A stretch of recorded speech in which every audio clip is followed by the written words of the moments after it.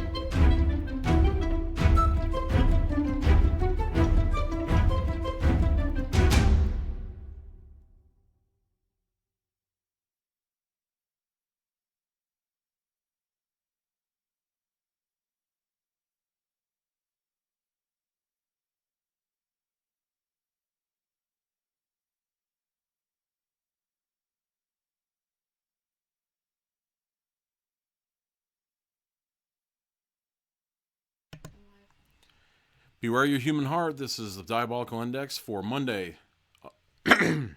Monday, September 16th, 2019, where the pages of the uncanny reside. I'm Korey Dawson in Moreland Manor Library. And I have to say, I was pretty pumped about this one. I was a little bit surprised that in the polls that I had done in the past that the purple peanut butter hadn't come up yet. And I'm interested to see how gross and scary and yucky and crazy this is going to be. And it's pretty cool. The copy I have here is actually, it came from a classroom, so that's cool. It says Atkinson. So the teacher was Atkinson. And whenever I think of Atkins, I think of Tom Atkins. So I'm sure all of you know who I'm talking about there. So I'm imagining him. I'm imagining it as Mr. Atkinson now, with Tom Atkins playing the part. So that's pretty cool. I've got the cards ready. Got the book ready. There was some conjecture when I was at the Black Books meeting for John Dies at the End, which was a rollicking good time. We all partook of the soy sauce. It was going around pretty heavy, and wine and spirits and a lot of good talk. I think that for the most part, all of our minds were blown by the book. Definitely check out John Dies at the End. Book and movie, they cannot be believed. Definitely check them out.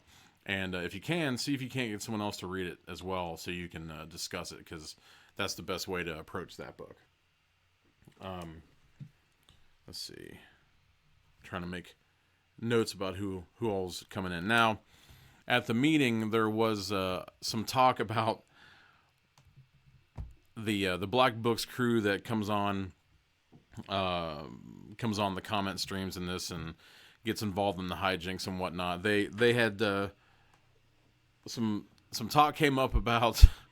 I guess I must have. I think I did a William Shatner impression at some point during the meeting. So they were talking about maybe kind of throwing names up there for me to use them as the voices for some of the characters in this. So I don't know how many are going to come up. Maybe, I mean, it's up to you guys. It's totally up to you guys. I would, I don't know. I don't know what I could do. But if you feel like it, feel free. If I think I can do them, I'll do them. If I don't, I just won't. So we'll see. Let's see. I think everything is ready. Do I have any other? I have a couple of things I want to talk about closer toward the end of everything. I want to talk about next week. I think that I'm going to have one more entry before I leave, and then I'll probably be gone one Monday. So there may be a lapse of one day, and if I think there's going to be more, I'll let you know, and I'll inform Andrew and Mary and all that. So I'll talk about that stuff at the end. But until then, let's see here. Sheesh, I wouldn't even attempt Angela. I don't have that level of sophistication. I couldn't stick the landing on that one. So let's see.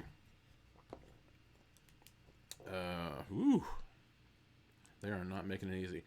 I see Walken, Shatner. Oh my God! Of course, Mr. Goalie's hit me with the Edward G. Whew. Let's see. Sean Connery. Pirate. I might try a pirate in there.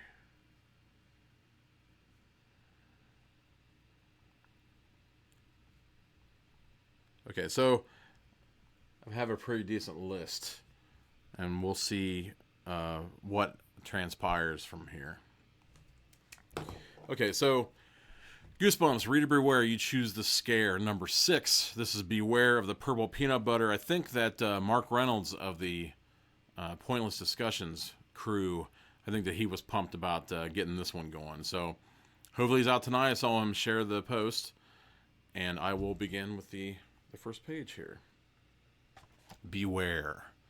Do not read this book from beginning to end. Don't go in the basement, your aunt warns as you start a game of hide and seek with your two horrible cousins. Do you listen? No way. But while you're hiding in the basement, your stomach grumbles and growls. You open an old refrigerator and find a jar of purple peanut butter and a stale chocolate cake. You ever know anyone who kept peanut butter in the fridge? I don't think I have. I think that would just lead to it, like, separating.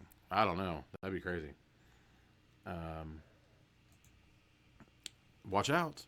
A small taste of one of these foods could cause big trouble, and you may never be the same again. You're in control of the scary adventure. You decide what will happen and how terrifying the scares will be. Start on page 1, then follow the instructions at the bottom of each page. You make the choices. That's you, not me. You make the choices. So take a long, deep breath, cross your fingers, and turn to page 1 to give yourself goosebumps. Beware of the purple peanut butter. Goosebumps number 6. You can't believe your parents did this to you. Your mom and dad are off to Europe on a business trip. So you have to spend the summer in Fiskeyville with Aunt Fiona and Uncle Harvey, which means spending the summer with your cousins Barney and Dora, which means a summer of torture. Barney is a year older than you and a bully. Dora is a year younger and a whiny pest. Not what you had in mind for your summer vacation. You stare glumly out the car window as your aunt and uncle drive home from the airport. Aunt Fiona turns around in the front seat and beams at you. Barney and Dora can't wait until we bring you home, she squeals. I'll bet, you think. Bad news, Barney can't wait to pound me into the ground. Dora the drag can't wait to rope me into playing with her dolls. Uncle Harvey pulls the car into the driveway. You stare at the house. It's 2 stories high and run down. The lawn is choked with weeds. The front steps are cracked and crumbling. Not very promising. At least the creepy cousins aren't around, you think. Maybe you can sneak off before they know you're here. Then a loud bang makes you nearly jump out of your skin. Turn to page 2. Barney runs out the front door, letting it slam behind him. You slowly step out of the car. Barney's pudgy face breaks into a mean grin under his thick blonde hair. Even though he's only a year older than you, he's twice your size. While your aunt and uncle unload the car, he punches you on the arm hard. Yeah, hi, Wamp, he snarls. Dora skips around the side of the house, holding her obnoxious orange cat, Puff. Dora's dark hair hangs in 2 long braids over her shoulders. She eyes you with a smirk, then giggles. Puff hisses at you. What a summer, you think. Maybe you can spend your entire vacation upstairs in your room. But no. Yeah, we've been waiting for you, Barney says. Let's play hide and seek. Oh no, you said. Starting. It's nice to see you're already having fun, Aunt Fiona gushes. Your uncle and I have to go back to work at the university. I'll take your suitcase upstairs for you. Who's left? No, really, you protest. I don't mind. Oh, I don't think I have this guy yet. This is going to be confusing. Nonsense, Uncle Harvey responds. You kids, go on and play. There's just one thing. It's very important. You can play anywhere you want, but don't go in the basement. Turn to page 23.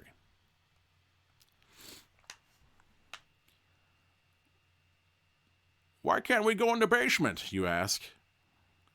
We haven't cleaned it out since we moved in, Aunt Fiona tells you. The people who owned the house before us were very strange. We don't know what's down there. Could be dangerous.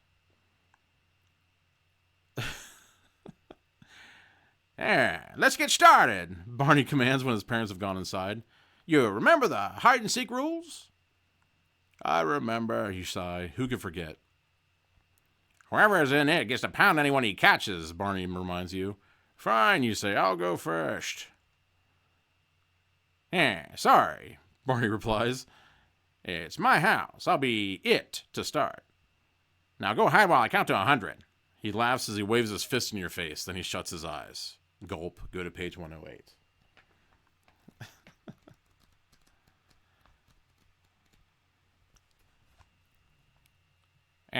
One, Barney counts. 2, 3, 4, 27, 28, 50. As usual, your cousin is cheating. You have to find a place to hide fast. As usual, but where? Dora drops Puff and runs around to the back of the house. You want to stay as far away from her as possible. You glance around, then tiptoe into the house. You find yourself in a small living room crowded with furniture. You haven't much time. Where can you hide? You dodge around a couple of chairs, then you head for a hallway that leads to a kitchen. 70, Barney shouts from outside. 81, 86. You spot a doorway to the right of the refrigerator. You pull the door open. Steep, splintery steps lead down to the dark, musty-smelling room. It must be the way to the basement. But your aunt and uncle warned you to stay out of it. 93, Barney shouts. Quick, make a decision. Should you forget about your aunt and uncle's warning and hide in the basement, or find somewhere else to hide? To creep down to the basement, turn to page 71. Or find another hiding place on page 47. Okay. So, if you can take your mind off of my horrible impressions, put your mind very, very close to mine. See if you can't see what I see. You should see a shape swirling in there, coalescing, coming to fruition, building itself out of the ether. It's there. If only you can see it. Can you see it? Will you dare to see it? Okay.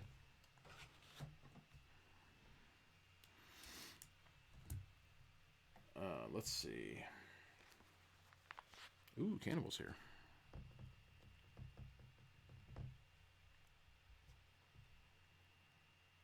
Go to the basement, he says. Oh, Josh DeForge is here. Awesome.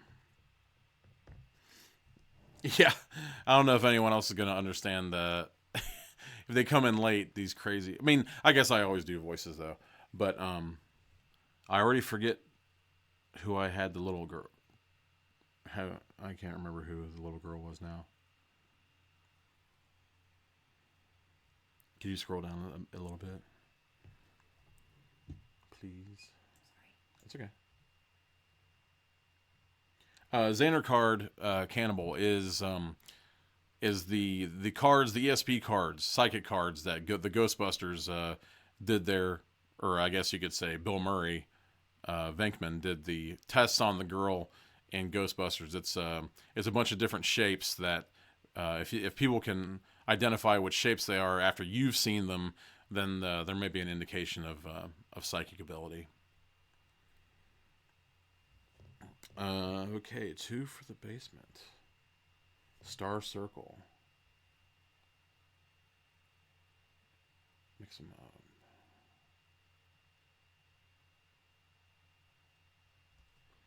Okay. To creep down the basement, turn to page 71.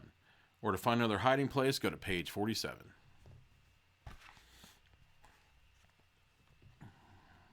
Okay, I think that Walken was the ant.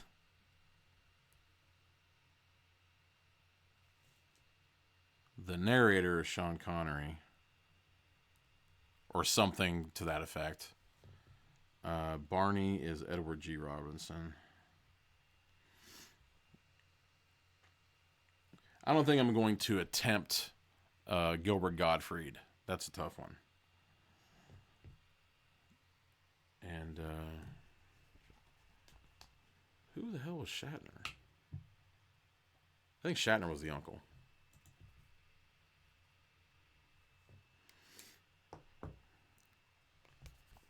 Oh, where's the monkey? Damn it, Ben. I totally forgot. Mr. Chitters is at home. I got this awesome Cherish, who does the Secret Chamber of Oddities and Art in Fairborn, Ohio. She was having this awesome Halloween yard sale, and I thought Ben and Robin were going to make off with the there was a kind of like a rotten zombie monkey, kind of in that like bellboy outfit with the symbols and stuff, and I thought they were going to make off with him, and they didn't, so I just had to ask. So I took Mr. Chitters home. That ended up being his name. But I did tell him that you loved him, that you didn't abandon him. It was just one of those things. To creep down the basement, turn to page 71. Or to find another hiding place, go to page 47.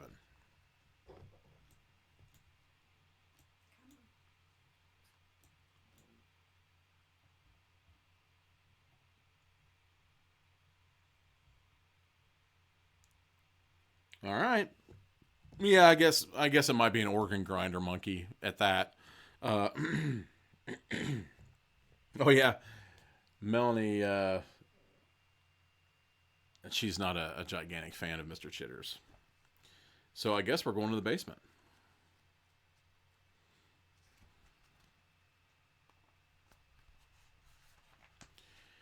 You glance around quickly to make sure no one is watching. Then you push open the basement stairs and start down.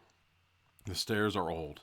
They creak with every step you take. Cobwebs brush your face. Melanie's accustomed to that. She got a cobweb right in the face the other night. Oh, freaked her out. What could be down here that's so dangerous, you wonder? You reach the bottom of the stairs. The floor is so dusty, it looks as if it hadn't been cleaned in 100 years. Feeble daylight filters through a big, filthy window at the back of the room. You start to explore. But there's nothing much to see. Mostly old, dusty, worn furniture. Old couches, old chairs, an old mattress. Ooh. An old refrigerator and stove, both covered with rust, sit in one corner. It sounds like they had some kind of refugee in this thing. That's kind of like a little bit swanky of a setup for just like a basement. Sit in one corner. Nothing dangerous. Nothing even interesting. But being down here is better than getting pounded by Barney. Pounded by Barney. Well, all right. You sit in one of the old armchairs and wait. Sooner or later, Barney and Dora will get tired of their game, or you'll get bedbugs up your ass. Soon it'll be safe to go back upstairs. There's only one problem. A big problem. The problem is that Christopher Walken's your aunt. The problem is that you're hungry. The plane ride to Fiskerville was a long one. All you had to eat was an airline snack of peanuts and a soda, and now you realize you're starving. Your stomach is growling so loudly you're almost afraid Barney and Dora will hear it. You glance around the basement again. Maybe there's some cans of food. How are you going to open them? But no, the only shelves contain old carpenter's tools. The only cabinets are full of torn and dirty sheets and towels. Ew. You really don't want to go back upstairs. Not yet. Not with Barney the bully and drippy Dora waiting for you. What about the old refrigerator? You see that it's plugged in. Maybe there's something to eat inside. Try not to get your hopes up too high. You approach the refrigerator. The door seems stuck, but you pull hard and it pops open. You spot 2 containers way in the back. You bend down to inspect them and gasp in horror. Something in the refrigerator smells great. It smells so good your mouth starts watering. You were hungry before, but now you're ravenous. Whatever is giving off the smell must be the best tasting food in the world. You pull out 2 containers and examine them. One is a small jar. At the bottom of the jar is a glop of disgusting looking purple goop. The other container is a white bakery box with a label that says Effie's Bakery, Midvale, in fancy writing. Where's Midvale's in something, right? Is that Buffy the Vampire Slayer? I think Midvale is a... Maybe that's Archie. No, that's Riverdale. I can't remember. Damn. Sorry. Inside the box is a thick slab of chocolate cake. You lean down and sniff. To your surprise, the delicious aroma is coming from the purple goop. It smells like a combination of the best peanut butter and jelly in the world with chocolate on top. The cake doesn't have any smell at all. Your stomach growls again. Which will you eat? The wonderful smelling purple goop or the chocolate cake? If you taste the purple goop, go to page 17. If you try the cake, go to page 111. All right. So, if anyone was wondering, circle gets the square. Did you find that in the deepest recesses of my medulla oblongata? Turn right at the amygdala, hit the corpus callosum, all that shit? Probably not. Never know, though. I think somebody got it. Okay, so we got goop. Goop is taking this one, I think. Goop, goop, goop, goop, goop, goop, cake, goop. Okay, it's a landslide. We're going to page 17. Everybody wants to put that sticky, sweet shit in your throat. Quickly. Mr. Chitters is just going mad right now, thinking of the purple goop. Cautiously, you stick a fingertip into the purple goop. It feels soft and gooey, like peanut butter. You stick out your tongue and take a teeny tiny taste. Awesome flavor! It's purple and slimy, but this weird peanut buttery goo tastes like a combination of every delicious dessert you've ever had in your life. You lick the rest of the purple goop off your finger, and then you stick your finger back in the jar. Damn. This kid is... he's there. You can't believe how yummy it... I mean, if this was like a post-apocalyptic situation, it'd be different, but this kid's going crazy here. Oh, yeah, Angela. There are cake haters in the world. Believe you me. Believe you me. He's fingering it. Oh, Midvale Medfield. Yes, Mr. Gully. Flat out. Watch Merlin Jones. Watch Merlin Jones and the Monkey's Uncle. And get Kurt Russell and all those old school Disney live action. I think they took place in Medfield. I can't remember, though. I get them mixed up. But The Strongest Man in the World, the Barefoot Executive, Computer Wore Tennis Shoes. Watch all of those. You won't believe Kurt Russell in those things. You wish the whole jar were full of the purple paste. Unfortunately, there wasn't very much, and soon the jar is empty. But you're not hungry anymore. In fact, you feel great. You shut the refrigerator door and flop back down in the armchair.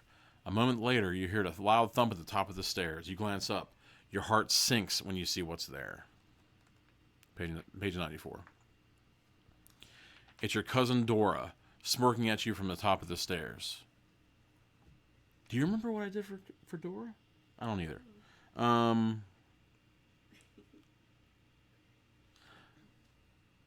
You're not supposed to be down here, she whines. I'm going to tell. Wait, you cry. It was an accident. I came in here by mistake. Yeah, sure, she taunts. But maybe I won't tell if you play with me. Maybe, you say cautiously. Let's play dolls, she urges. I have a new dollhouse. You hate playing with Dora. She's always exploring. And then you have to find her. Stupid. She's really spoiled and has a tantrum when she doesn't get her way. I'll tell if you don't, she persists. What are you going to do? If you refuse to budge, turn to page 22. If you give in and play with Dora, turn to page 35. Okay. Will you scroll, please? Mary's on the stick tonight, at least for a little while. She's taken over for the incomparable Andrew, and she's doing a masterful job. It's almost as if all that bitching and complaining and whinging he constantly does about all of the work that he has to... She just like that. She breezes through the whole tutorial over the phone. She's got this shit on lock, and...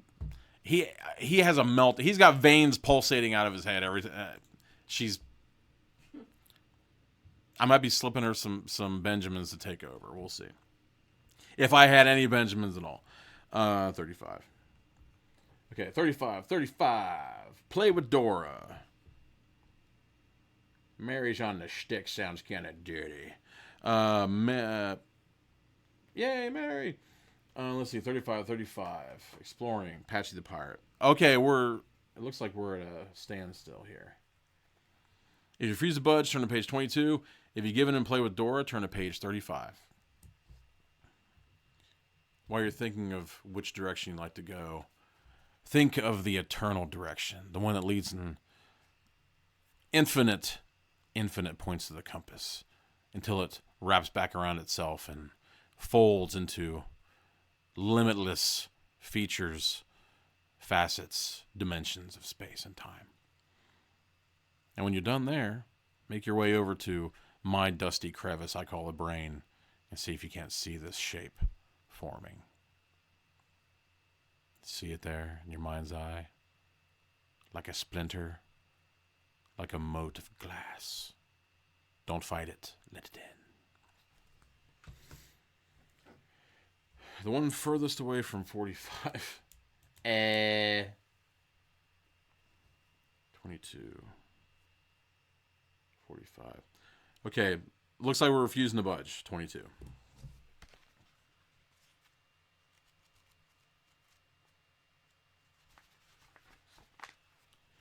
No way are you going to play with bratty Dora and her dumb dolls. You cross your arms over your chest and glare at your cousin. Go ahead and tell, you taunt. I don't care. You're going to be sorry, Dora sneers at you. Then she disappears. You can hear her calling Barney. Oh, great, you think. I'm going to get pounded. You hear her footsteps approaching. Your eyes dart around for the place to hide. You fling open the refrigerator and climb inside. Oh, now we're getting dangerous. The door swings shut behind you. Yeah, no one's down here, Barney growls. But Barney, I tell ya, from your cramped hiding place, you can tell Dora is bewildered. You hear them climb her back upstairs. Fooled you, you gloat. But the joke's on you. When you try to open the door, it won't budge. You throw all your weight against it. Nothing! You realize you're stuck inside the refrigerator, and you're running out of air. Frantically, you pound and shout. No one hears you. It'll be hours before Uncle Harvey and Aunt Fiona come home from work. Barney and Dora are probably playing outside. As you gasp your final breath, you realize that even playing with Dora would have been better than this terrible end. Ah, shit. It's only 10:50. We got to go back. We're going to try 35 on for size. It's just nowhere near the end yet. You figure it's too early in your visit to get trouble. All right. Where's the dollhouse? You ask Dora. Out on the porch, your cousin answers. Follow me. You start to follow Dora up the stairs when suddenly you have to take a shit. Stop. The strangest sensation comes over you. Your toes and fingers tingle and little pink dots swim before your eyes. Come on, Dora whines from the top of the stairs. You said you'd play. You shake your head and everything is back to normal again. That was weird, you think. Maybe you just stood up too fast. Dora stamps her foot impatiently. Do I have to sick Barney on ya? She warns. I'm coming. You bound up the stairs. You feel a little tired. Those stairs must be steeper than they look. It's kind of the way I felt earlier. Lucy wanted to kick the soccer ball around, and I was like, I'm dying. I'm really out of shape. You follow Dora out to the porch and sit behind her on the front of the dollhouse. You have to admit, the dollhouse is pretty cool. It's 3 stories high and filled with miniature furniture. There's even a tiny piano and a little guitar. As you reach into the dollhouse to move a chair, you notice Dora's eyes open wide in surprise. Turn to page 102. Arr, matey, you found me booty. What's wrong, you ask Dora. Why is your wristwatch like that? She asks, pointing at your wrist. You glance where Dora's pointing and notice that your wristwatch is hanging loose from your wrist. That's strange, you murmur. The watch band must have stretched. It's metal, Dora points out. How could it stretch? Didn't it fetch when you got here? I guess so, you mumble. That's a good question, you realize, but one you don't have an answer for. Now you notice something else. When you first came here, you were 3 inches taller than Dora. Sitting behind her now, you seem to be the same height. How can that be possible? What's going on? Rush to page 78.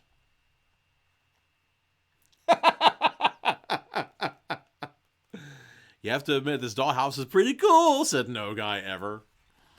Oh, God. There's got to be a logical explanation.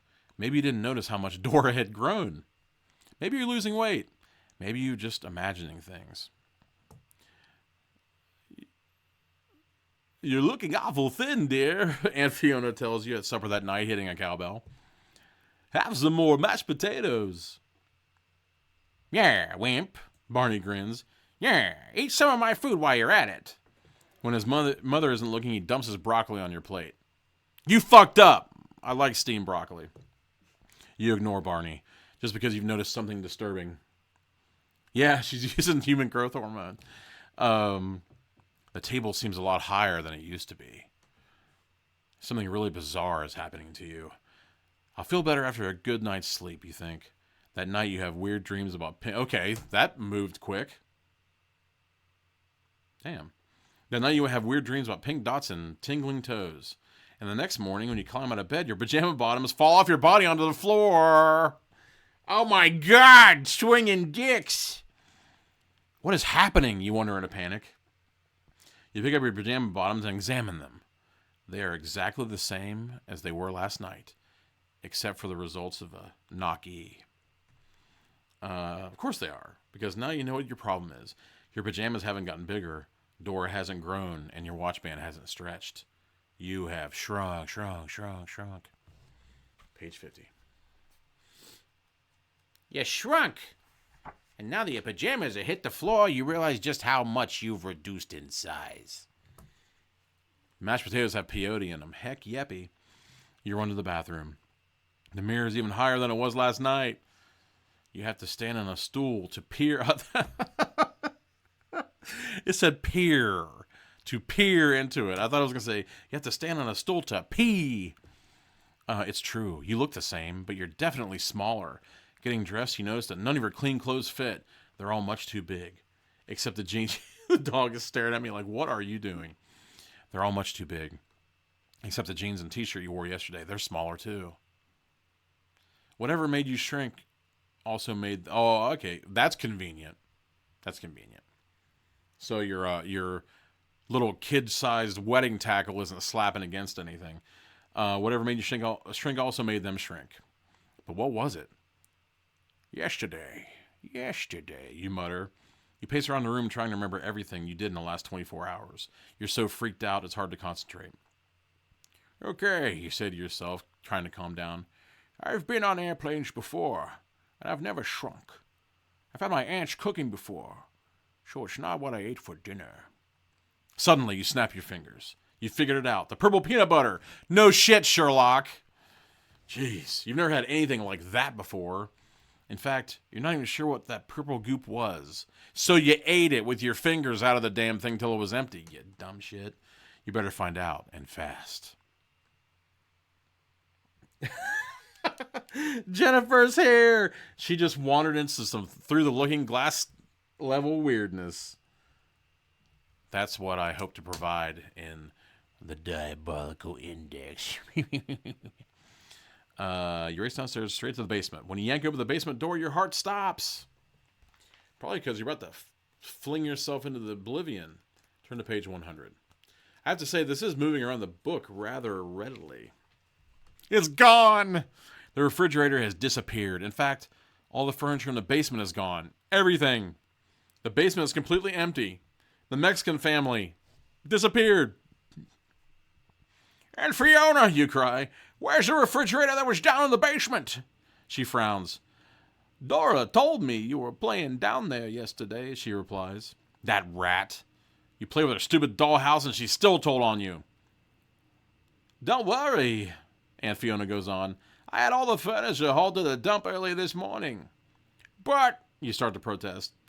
Those old things were dirty and dangerous, she continues. Now it's safe for you kids to play down there wherever you want. She gives you a quick kiss and leaves before you can ask any more questions. She's wearing a red headband and she's brandishing a pistol, but it's still Aunt Fiona. You stare after her in shock. You're in big trouble. Or rather, in small trouble. You're still shrinking. What if you grow so small you disappear? That would suck. It's the soy sauce! Ben for the win. Yeah, this is totally in there. If you think you can find the refrigerator at the dump, yeah, go to a trash dump when you're shrinking. Turn to page 24. If you think you should see a doctor, turn to page 120. First thing the doctor says is, why do you sound like Sean Connery? Or, why do you sound vaguely like Sean Connery? God. But, if you're feeling psychic, star. Or, head of Baphomet. White? black. Paul says 24. If you think you can find the refrigerator to dump, of course Paul goes to the dump. I can totally see him braving that massive garbage just to find this refrigerator. I love to see a doctor diagnose this, Tom says. If you think you find the refrigerator to dump, hurry to page 24. If you think you see a doctor, go to page 120. Doctor Yoda. Yoda! Oh, shit. Okay, I might try that one. We'll see. Or I guess, you know what? I was trying Cookie Monster, but I guess it did kind of come out like Yoda. But I wasn't doing the grammar. I wasn't doing the grammar stuff, so. But I guess in my defense, I think it's Frank Oz. I think he's doing everybody on that. 24, doctor. 120. What kind of doctor, she says? Proctologist. We got to get this purple shit out of him. Speaking of purple shit, if you're taking any, maybe you can move your mind across the cosmos and see what I'm seeing. Ooh, man. Dancing over the wrinkles of my brain like some kind of whirling dervish. I see it. Geometrical form, folding in and on itself, dancing about, becoming a point of light, and then folding out again. 2-dimensional, 3-dimensional, 4-dimensional, 5-dimensional. A tesseract of crazy movement. What is to happen next? Who am I? Who are you? We are one. Tell me the shape.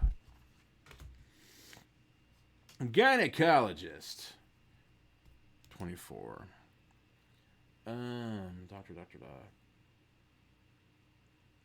Doctor. I think. Okay, Mary, what do you say? Refrigerator or doctor? Refrigerator. Okay, so refrigerator, page 24.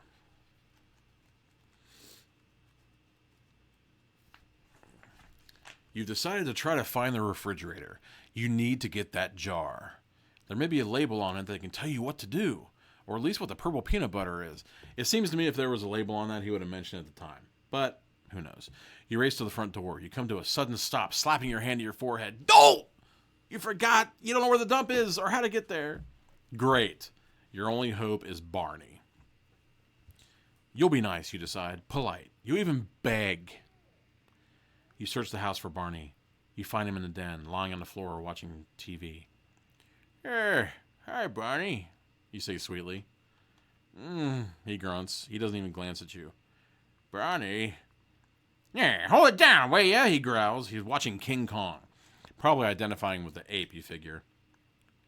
Barney, please, you repeat. I need to... Yeah, would you shut up? Barney snaps. His eyes are still glued to the screen. Those weird pink dots are dancing in front of your eyes again. As soon as the tingling in your toes and fingers stop, you realize you've shrunk a few more inches. Now your head is level with the arm of the couch. Oh, God.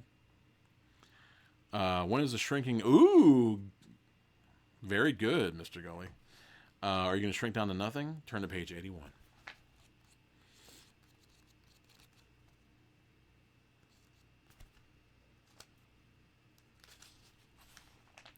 You have to get to the dump and you have to get there now. Barney is your only hope. Please, Barney, I have to... Yeah, what part of shut up don't you understand, see? Barney demands. I'm trying to watch TV. Do I have to teach you a lesson? As he pulls himself up off the floor, you realize you're so little now he towers over you. Maybe this is a bad idea. I'll see you later, you say and start back out the room. Yeah, Barney, what you name a kid you don't like. I don't think I've ever known a Barney. I think that Barney kind of came to prominence in that weird sitcom I never watched. You know which one I mean? Although Barney Miller, that guy was a pimp. So Barney Miller was the last time that, Anyway, I don't know if anybody's seen Barney Miller, but that probably has one of the coolest theme songs of all time. Even as a kid, I listened to that, and it was funky. Oh, it was awesome shit. But Barney means business. You've seen the nasty expression on his face before. It means that he's really mad. And when Barney is mad, watch out. He'll pound you. Raw dog style. Quick! Where can you hide from your cousin? dash into the kitchen and hide in the cupboard on page 13,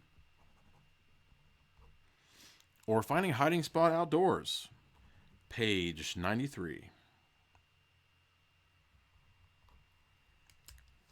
Is Hal Linden still alive? For some reason, I thought he was, and I think that Fish, if he isn't still alive, I think that he just recently died. I can't remember. Barney. Oh yeah, Barney Fife. I forgot about Barney Fife. Okay, this is going off the rails fast. Page 13, to hide in a cupboard or finding a hiding spot outdoors, turn to page 93.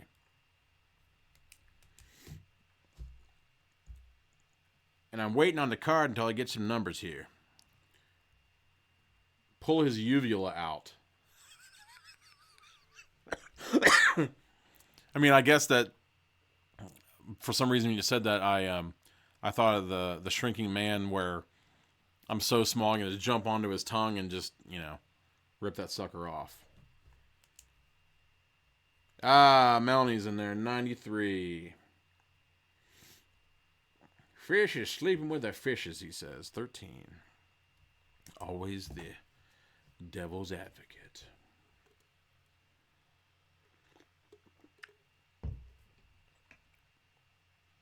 Abe Vigoda died 2 years ago. Yeah, so okay, I wasn't off base there.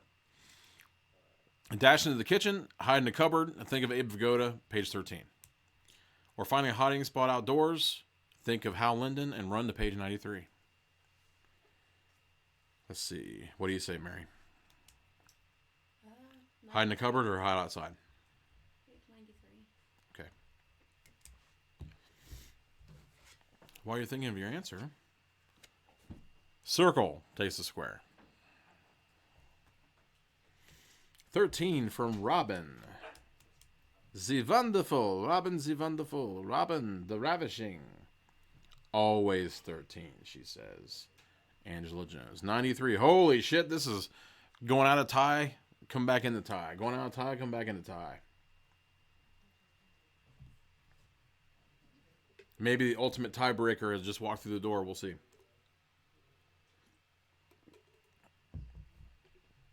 Hal Linden lives. Boom. Do do do. Do do do.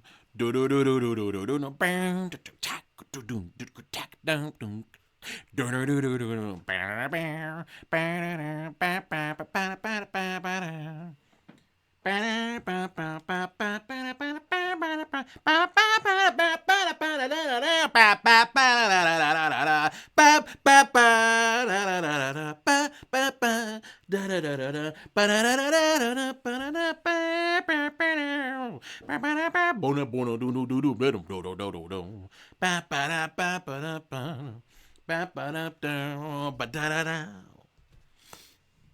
Sorry. I love that. Always have.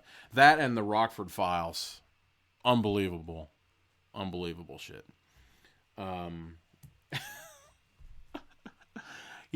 For a few seconds, it kind of slipped my mind that Melanie was in on this tonight. She's like, holy shit, who is this guy that I have saddled myself with? Oh my God, if I'd have had a kazoo, it would have been out of here. Okay, let's see. All right. The indomitable Andrew hits the stage. What do you say, man? Number 13, dash into the kitchen, hide in the cupboard, hiding spot outdoors, page 93. What? Okay. Hide inside, page 13, hiding spot outdoors, page 93. Inside. All right, inside wins, 13. And I saw that wonderful not full. It's going away. But I saw that moon. Holy shit. He just whipped out a pickle that makes there it is. The girth alone. Have you tried that pickle beer? Oh, It's yeah, actually from Urban Artifact? is it like a white and green? Is it white and green? I had it at It was refreshing, actually. You quickly spin on your heels and sprint towards the kitchen. Barney lunges for you. Did you listen to any of this yet? Okay, so you're aware of the bad impression. Barney lunges for you. Clumsily, he trips over his own feet and falls on the floor. Without stopping, you yank over one of the lower cupboard doors and wriggle inside. I'm not used to this action yet. You hear him stomping in the kitchen just as you pull the cupboard door shut. Where are you? He demands. You can't hide from me forever. Want to bet, you think? You hear him open the door of the pantry, then slam it shut. Luckily, he never got a good look at you. Okay? He has no idea that you're now small enough to fit in this little cupboard. You wimp! Barney hollers. I'll have to come out sooner or later. Definitely later, you think? You hear the TV click back on. From the sound of it, Barney's watching a really noisy race car program. A race car program. This will be a great time to leave the cupboard. No way he'll hear you climb out.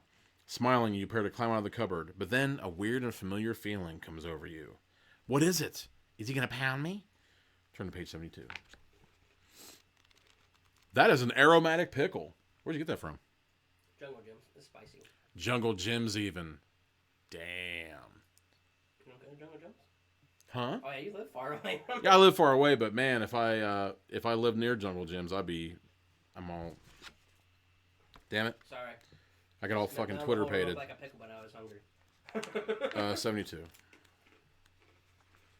Those annoying pink dots. That creepy tingling in your fingers and toes. You're still shrinking. Now when you try to open the cupboard door. Okay. Mr. Gully might know this. Do you remember exactly how much the shrinking man shrank a day? I thought it was like 1 3/4 inch. I can't remember. And I think his name was like Scott Fahey or something like that. When you try to open the cupboard door, it's too heavy for you. You're not sure how small you've become, but the pots and pans now seem as big as cars. Oh, shit. That's one thing I really love about these Goosebumps books. They really take some hard rights. You never know what's going to happen. What can you do? If you don't leave the cupboard, you'll never be able to find the refrigerator and turn to your true size. At this rate, you have shrunk down to nothing before lunch. Help, you squeak, help! Even if you're a normal size, you realize no one will be able to hear you with all the racket coming from the TV and its race car program. Luckily, it's not totally dark in the cupboard. But why not? You glance around. You notice something you hadn't seen before. In the back of the cupboard, you spot a small hole. Dude, if you go through this damn hole, you're going to get eaten by a fucking rat. Pale light is streaming in. Maybe you can escape through the hole. You crawl over a pile of pan lids. My God, do I ever know about that bullshit. Pan lids suck. You almost reach it when you hear a hideous scratching. A moment later, a huge furry head begins to push through the hole. Yikes! What is it? What is it? Question mark, it says. Cat. Fucking idiot. Turn to page 127. This vaguely Sean Conneryan freaking kid. Better stick to your original plan. Your aunt will definitely want to help you. These scientists might want to turn you into an experiment. These scientists? What? Did we go to the right page? I thought you were getting chased by your cousin or whatever. Ah, shit.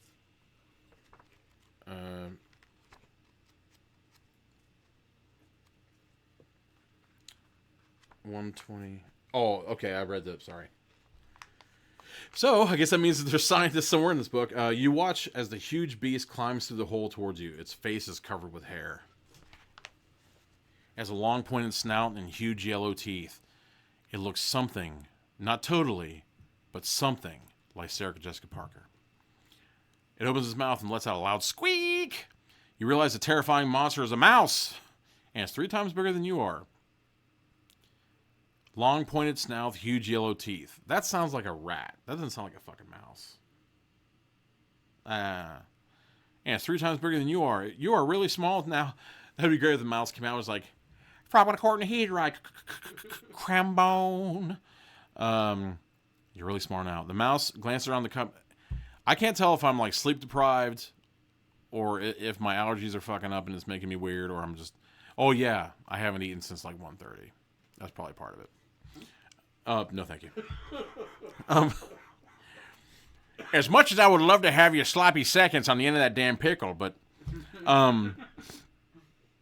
its long whiskers twitch as it sniffs in your direction and begins to move towards you. What will you do now? Should you try to fight it off? Or maybe it's as gentle as the mice in the cage of your school classroom. Maybe you should make friends with it. Whatever you decide, you gotta do something soon. There's no way out of this cupboard except through the mouse hole, and the mouse is now less than a whisker away. Fight the mouse. Turn to page 98. Or make friends with it. Turn to page 116. So which is it? Do you fight this mouse? Or do you try to make friends with it? 98 to fight the mouse. 116 to make friends. Is that frozen? It might be frozen. Come in and all this shit starts fucking up. Andrew Moore walks in the door. And everything goes straight to heck. I don't see anybody saying anything, Jim. No, I haven't seen it change for a minute. We will do this thing. He's pushing buttons willy-nilly. I'm willing to think that we're half and half on the... If they even heard me at all. They would have heard me though, right? Yeah, Okay. it's going. It's just that this runs on the computer. We can't see shit. Can't see anything happening with that gigantic Maximilian shell dome of mine. With the really interestingly colored beard. Yeah, why we get it caught up? Here's that. Oh, great. Fight that fucker and get your head bit off. Fight the mouse. Fight Mickey. Fight the mouse also sounds like a dirty euphemism. Too true. 116. 116. Kill Mickey.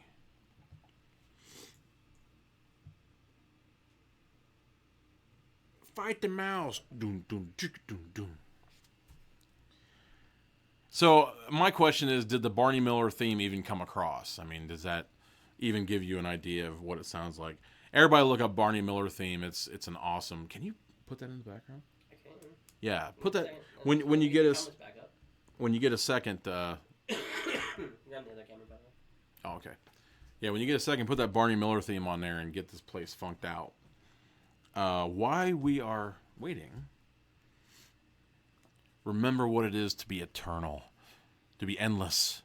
Stretch yourself across the universe, the cosmos. I love to say cosmos, like Loki. Loki Laufeyson and those guys. Traipse across the Rainbow Bridge with me. Take a left of Valhalla.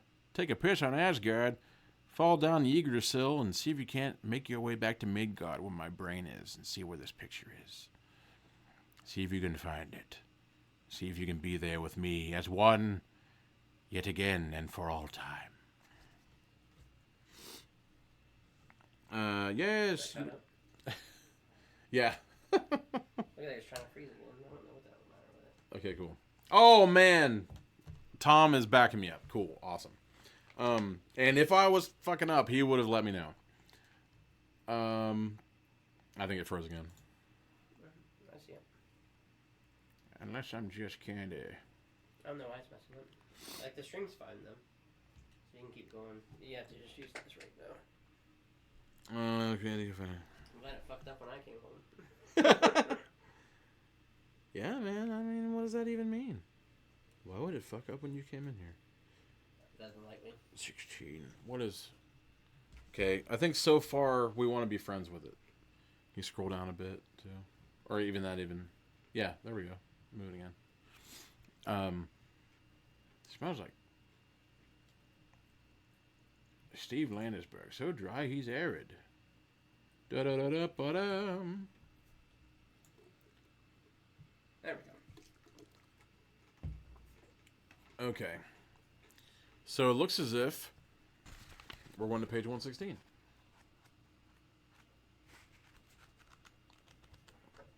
Good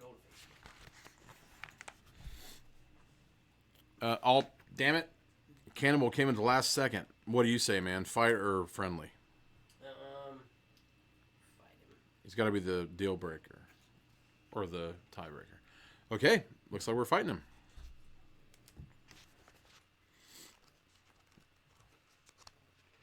But you knew he would say that. Oh, shit.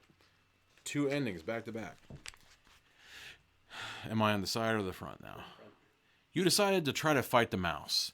It's headed straight toward you and looks mean and hungry. A mean and hungry mouse, okay. I say R-A-R-A-T. Sorry, I'm thinking of Ratfink now. But it's so big you need a weapon. You glance around desperately. You spot a box of utensils hanging on the inside of the cupboard door. Inside the box are some pins for holding corn on the cob. Oh! Those things are fucking deadly. You know, no one's... I don't think so. We may have to put that in the movie. What? Somebody sticks corn tine things in someone's severed head and it starts like crunching on it like a corn on the cob. That would be awesome. God, I'm fucking depraved tonight. The end of each pin is sharp. Thank you for that.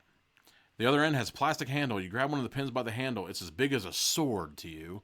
And if I remember correctly, they always had at least 2 tines on there, so they'd be like a double sword like that guy from Dragon Slayer. Then you turn to face the mouse. It approaches, bearing its ugly yellow teeth. It lunges at you. You lunge back, holding your pin like a sword. The mouse easily dodges the pin. It reaches out a clawed paw and rakes your arm. You cry out in pain and thrust back with the pin. The two of you seem well matched. So well that the only way to determine the outcome of this duel between human and beast is by chance. Count the number of letters in your first name. Okay, that's not going to work. Or I guess I could. But it's not me. It's you. And you are Legion, so we can't do that. What I need is even numbers, odd numbers. So... What song am I supposed to be looking at? Barney Miller theme. Yeah, so I need some even numbers and some odd numbers. Whoever wants to be... I mean, you're all odd. But even numbers, odd numbers. Let's do it.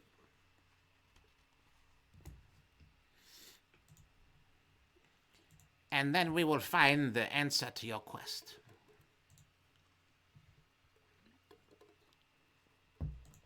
Sorry, this is so funny. I'm looking at myself looking all over the place. With I hardly E-voice. ever have to do that. Okay. Even.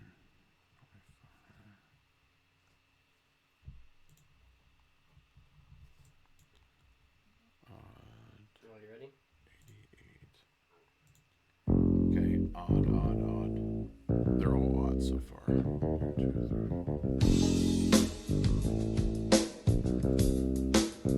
2, 3. It's not the original, that's a cover. Find the original. That's not the original, that's a cover. That's wrong. Fine. Here's all the versions. There you go. Is it coming like behind us? Can they hear it too? Okay.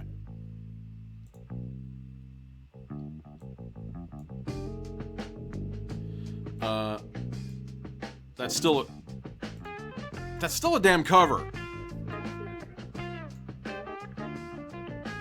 That's not the one. Go to 50.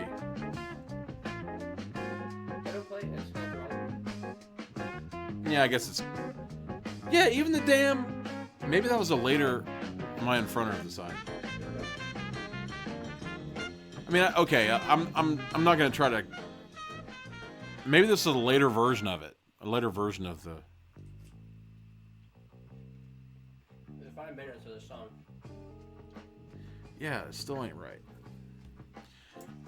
Okay. Maybe you just remember the latest version of it. No! I remember the damn... See? Tom Gully. This is not the original theme, damn it. He's saying he's with me all the way. My fucking rendition was better than this. What's on there?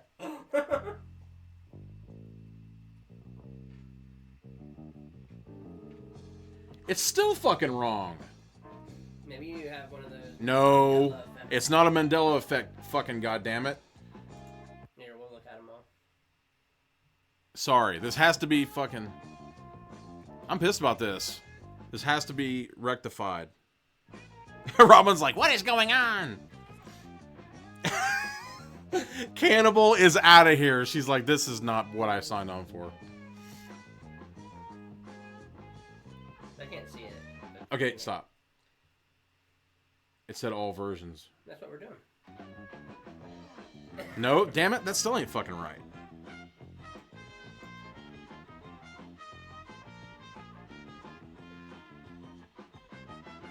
I think you guys are on drugs. Nope.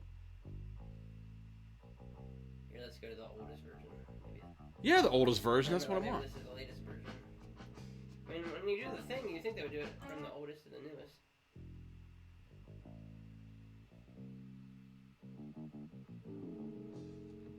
It sounds the same to me. No, that's wrong. Good boy, man. Fuck. Okay, we're all right. Where are we at? Okay, everybody was odd. We're going to page 88. Melanie's like, "Can we get on with this?" Okay, he sent a thing. You lost a lot of people with them. Did I? No, just one. Just one. There's an odd number of letters in your first name, and you have a new idea for fighting the mouse.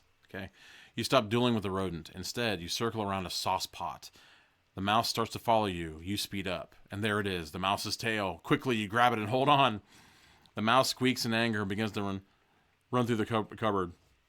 For a split second, I was going to try a Mickey Mouse impression. I just can't. You continue to hold on to his tail. Then, just as you hoped, the mouse runs forward in front of the cupboard. Its weight and its momentum just do the trick. Yup, when it hits the cupboard door, the door pops open. How far are you from the ground now? Quickly, you let go of the mouse's tail. You run out of the cupboard into the kitchen. I don't see it happening that easily. You turn around and see the mouse lying on the floor. It must have stunned itself when it hit the cupboard door, but it's starting to wake up. There's only one thing to do. What is it? Turn to page 116.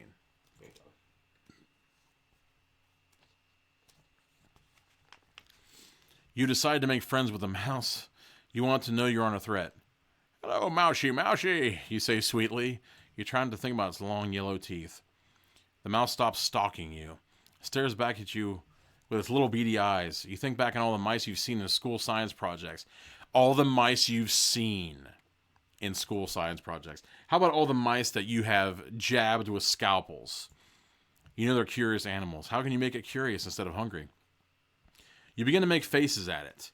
You rub your stomach with one hand while patting your head with the other. The mouse continues to gaze at you. It seems much less dangerous now. It starts to appear interested. Now you do a cartwheel. When you're upside down, you hit your heel on a pot lid. "Ow!" you cry. The mouse squeaks at you as if it understands that you hurt yourself. You make squeaking sounds back at the mouse. You can convince it that you're just a strange-looking mouse. "Squeak!" the mouse cries. "Shriek!" you supply. And then suddenly the mouse lunges at you. Its mouth is wide open. Have you made a mistake? Did you call it something terrible? A mouse squeaks?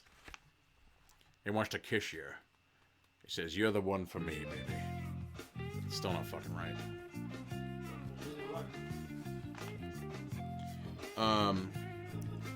Squeak! The mouse repeats and it jumps on you. "Hey!" you cry. You find yourself buried under mouse fur. The mouse's snout is right in your face and its breath is hot and sour. "Let me go!" you yell. The mouse squeaks again, more quietly, then it licks your face. Is it getting ready to eat you, you wonder? No, it's washing your face. When it's done, it begins to wash the rest of your body. Ah! Then it picks you up in its warm, moist mouth. Its teeth hold you firmly, but don't hurt you. The mouse carries you back through the mouse hole to a crawl space beneath the house. Always to the crawl space. Everybody did it. I think this mouse is named Gacy. And now you see where it's headed. A soft gray nest made out of fur, twigs, and grass. Nestled in the nest are 3 small gray baby mice. Each baby mouse is about the same size of you. "No!" you cry. But the mouse doesn't listen. It gives you another lick. Then it drops you in the nest of its children.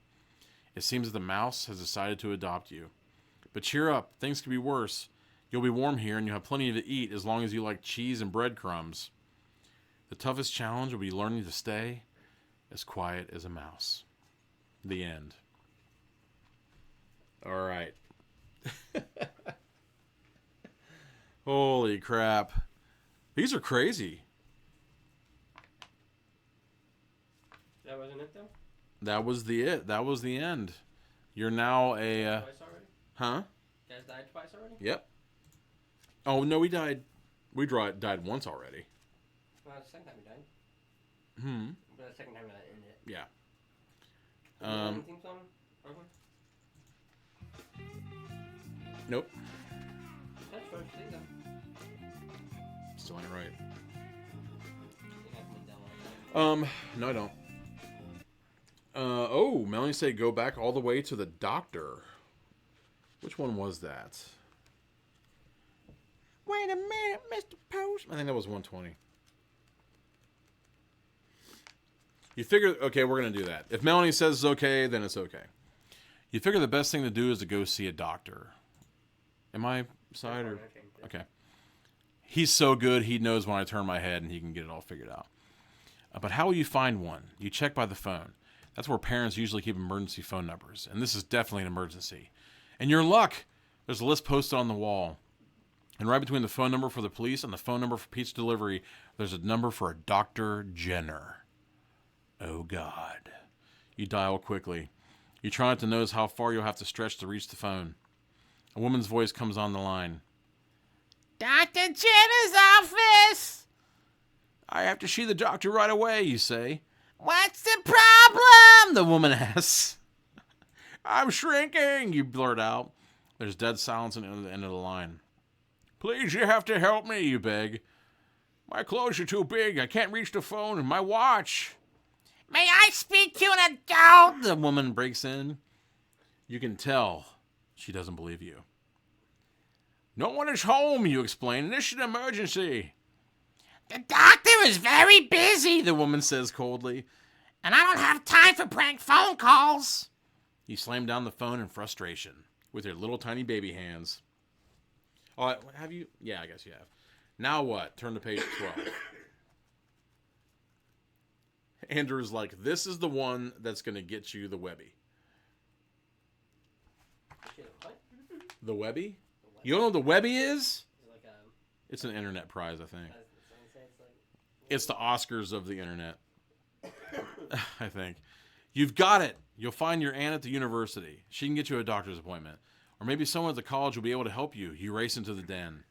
You search in your aunt's desk drawer for directions to the university. Finally, you find a bus map.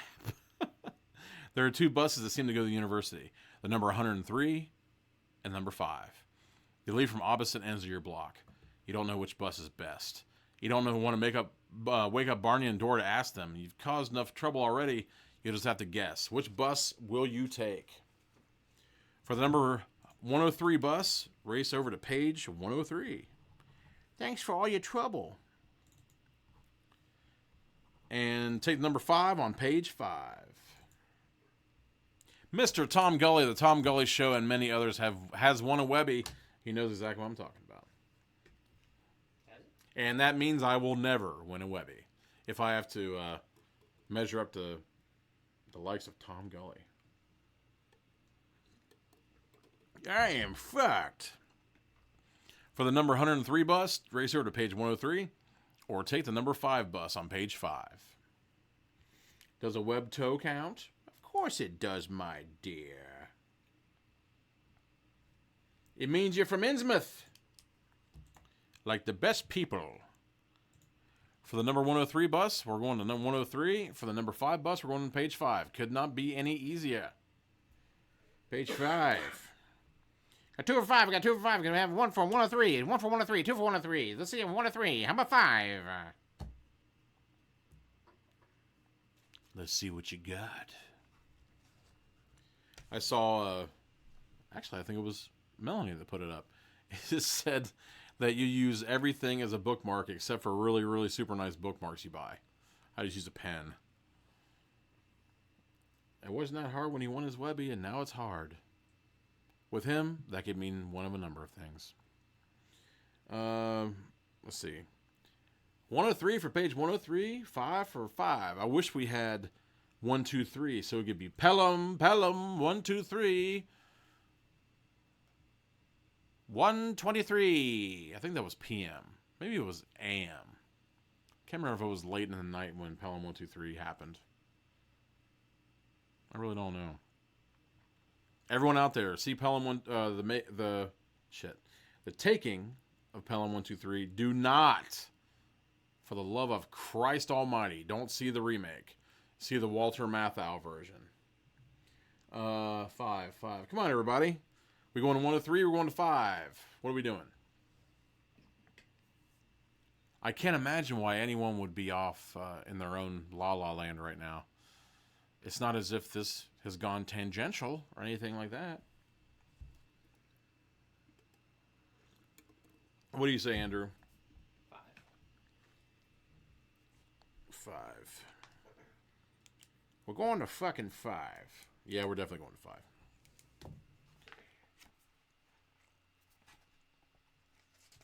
You trip on the step and get run over. The end. You run down the street to the left. The number 5 bus pulls up just as you arrive on the corner. By now you're so small you have to stand on tiptoe to drop your coins into the box. And when you arrive at the university, you can't reach the rope to signal for a stop. Is that how you signal for a stop? Is to hit the rope?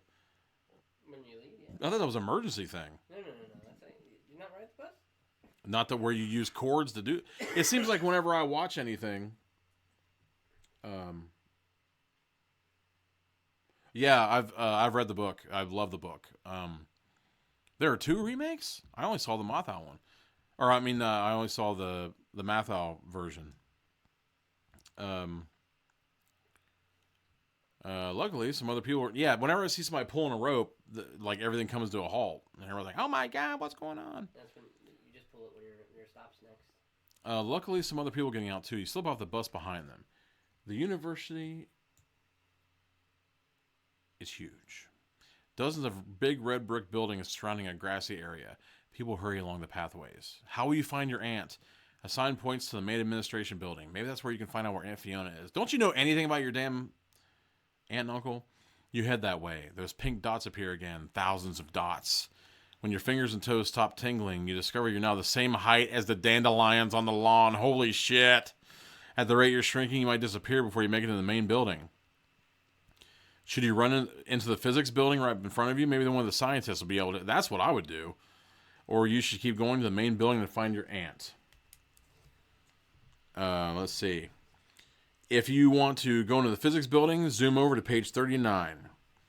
If you want to keep looking for your aunt, go to page 126. Matthau version, 1998 TV version. I haven't seen that one. Dandelions, poor groundskeeping. I don't know. I guess it all depends. I guess I like dandelions. Okay, so if we're going to the physics building to see if we can't get some scientist action, go to page 39. If you keep looking for your aunt, go to page 126. I'm assuming she means scientist by that.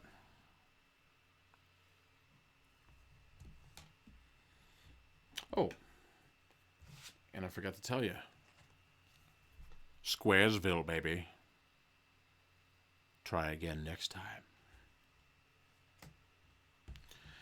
If we're dashing in the physics building, turn to page 39. If you want to keep looking for your aunt, go to page 126.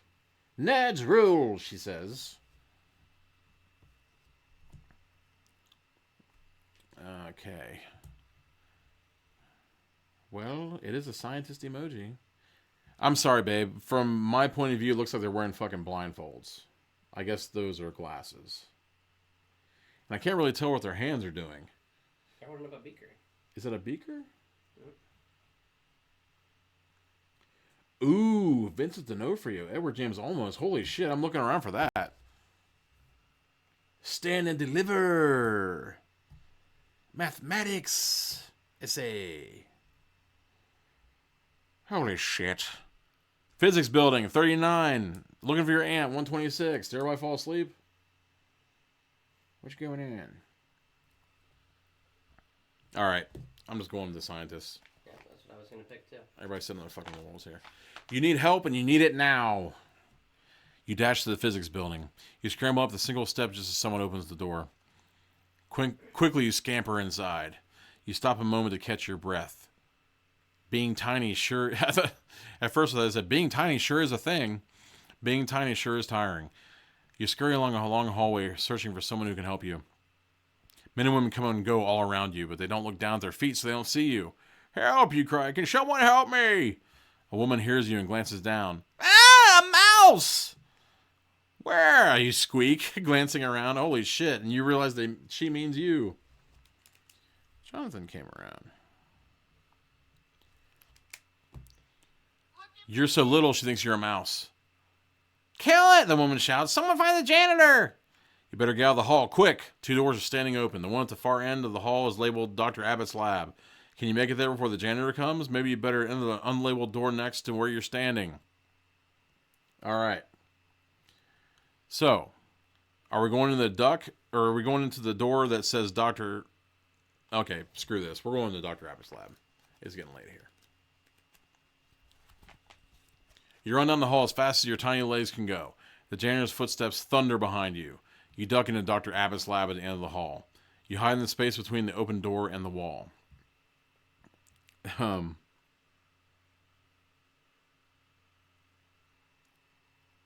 was that? Ah, shit. Okay. I guess we're switching gears.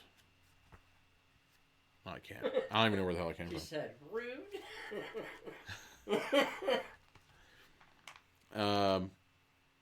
Page 8. Fine.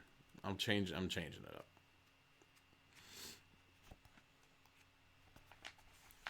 You scurry into the nearby room. You asked for this. Just remember, you asked for this. You scurry into the nearby room. It's a broom closet filled with cleaning supplies. Mops and brooms hang on the wall.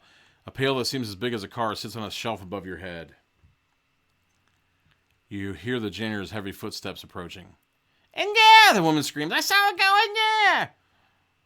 Don't worry, the janitor's voice booms. I'll take care of it. He enters the closet. You jump up and down, waving your arms. I'm a kid, you shout as loud as you can. The fat janitor bends down and squints at you. Hey, he exclaims, you're not a mouse. You let out a huge sigh of relief. Finally, someone who can help you. The janitor picks you up carefully by the collar and brings you close to his face. I don't believe my eyes, he sputters. You're a... You watch the janitor's huge eyes roll up in his head. Seconds before he faints, he drops you to the ground. Too bad you don't have enough time to scramble out of the way. Splat! You've come to a very flat end. Crushed by a fat janitor. Because you guys just wanted to be devil's advocates. Well, welcome to the land of never living again. That was fun. Very, very fun. I shuffled the hell out of these cards earlier to make sure we weren't coming up with the same things over and over again. So that was the Goosebumps. Read Beware, You Choose the Scare, number 6. Beware of the purple peanut butter. I have to say, these are without fail some of the most surprising choose your own adventure books that we've gone through. They've been the best overall, I'd have to say. You never know where they're ending up. There is no telling where they're going to go next. And, you know, most of the time, you end up... I mean, there are very few... I'd say probably the only one that I can think of on the top of my head that really went the way you thought it was going to was the one where, like, everybody was a monster in the Monsters Club. Yeah. That kind of came to the end you thought it would or whatever. But everything else, it just goes everywhere. Can you bring the Halloween tree up?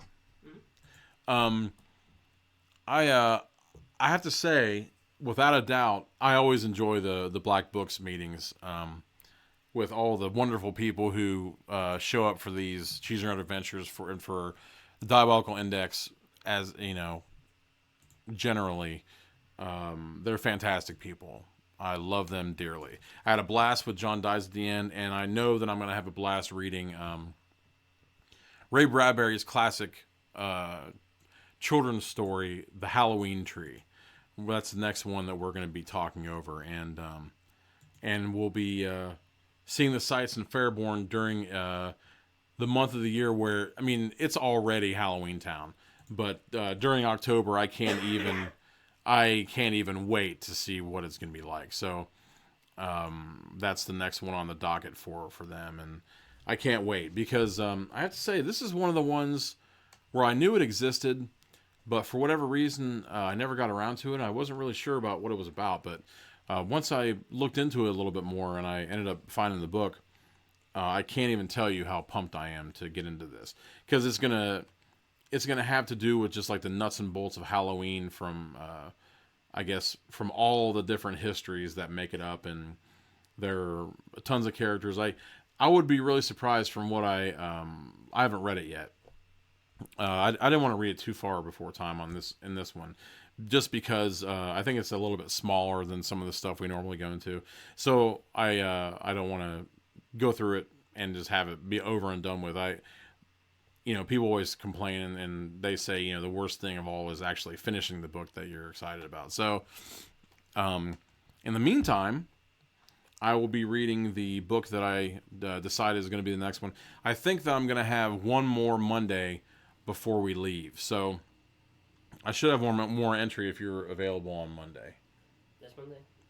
I have to get back with you. Okay, so we'll see if it. Fucking in the woods to do. We'll see if it takes place. So regardless, it's going to be the next book that I do, and if it ends up being that we don't get to it right away, I might read another book and have it be a twofer. There's never any kind of warning when it comes to that. Especially if I find some kind of parallel between books and whatever, I'll do that. But the one I picked for this time is Michael Korey, The Ridge. And this seemed really interesting to me.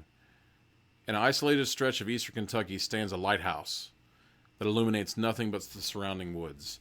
For years, it has been considered nothing more than an eccentric local landmark, until its builder is found dead at the top of the light and its belongings reveal a troubled history. There's a large cat sanctuary onto land adjacent to the lighthouse. Her husband, the sanctuary's founder, died scouting the new property, and his wife is determined to see his vision through. Together, they understand what evil forces are moving through this ancient landscape, just past the divide between dark and light. It just instantly seemed very, very, very interesting. And James Patterson, it all depends on if you give his word anything, but he said one of the scariest and most touching horror tales in years. And when someone says something like that, I'm interested, because if you say horror and touching in the same word, it means that your characters are going to have some serious length and breadth. So I was interested, and I added it to my list for next time. So depending on whether or not it's going to happen this Monday or maybe in a few Mondays from now, we shall see. And I will be talking about The Ridge, Michael Korey. It was not lost on me. I wanted to make sure that I pronounced his name right. So I looked up how it was pronounced, and it turns out that most of his last name is Korey. So Korey. That's interesting. That was not planned. So we shall see. I'm really pumped about this, and anyone who reads knows what I mean when I say that it opens really well and it's got nice paper, and it really gives. It's got a give to it. Quality book. It's good stuff. Let's see who put it out. Back Bay Books. Also available from Hachette. Little Brown. Okay, so Back Bay, I guess, is an imprint of Little Brown and Company. So I know that they put out good stuff. So you never know about these imprints, who's doing what sometimes, unless you really check it out. I figured it was an independent. But anyway, yeah. Beware your human heart. This has been the Diabolical Index for Monday, September 16th. Thanks, everybody, for coming out and putting up with my tangents and craziness tonight. I don't know. Tiredness, hunger. I'm still not quite. Yeah, he's huffing and puffing and coughing and hacking. I hope to hell that you don't have the same thing I had, because I'm still not over it yet. I just got over what I had. Okay, so this is you getting over it? Yeah. What you sound like tonight? Jesus Christ. I think we must have had parts of the same thing then, because 2 Sundays ago is when mine started, Yeah. and as soon as I hit the open air tonight, I felt like hell. I But don't feel bad. I feel better. I'm fucking delirious. That's why this show has been so weird tonight. It has nothing to do with my psychological state. But anyway, yes, beware your human heart. This has been the... I already said that. So I guess the only thing I have to say is read books or else. Say, do you like movies? Do you like music? Do you like video games? How about hanging out and having a good old nerdy time? Well, have I got the show for you. Take it away, boys! I'm Deadman. I'm DJ. And I'm the Mustard Colonel. We're the hosts of VT Network. A nerdy podcast about movies. Music. Video games. And almost anything else we could get our hands on. Come hang out with us every week as we discuss all things nerdy. Find us on every major platform you listen to podcasts on. Spotify, Google Podcasts, Apple Podcasts, Stitcher, and progressive.com. Christian Meat. No, I'm just kidding. That's No, he's not, VT folks. Network. Search on any of them. Thank you very much for listening. And by the way, guys, that was a really good idea, hiring the vaudeville guy to do that intro. I didn't hire him. I didn't hire him either. And no one hired me. I broke into Colonel Mustard's house to record this.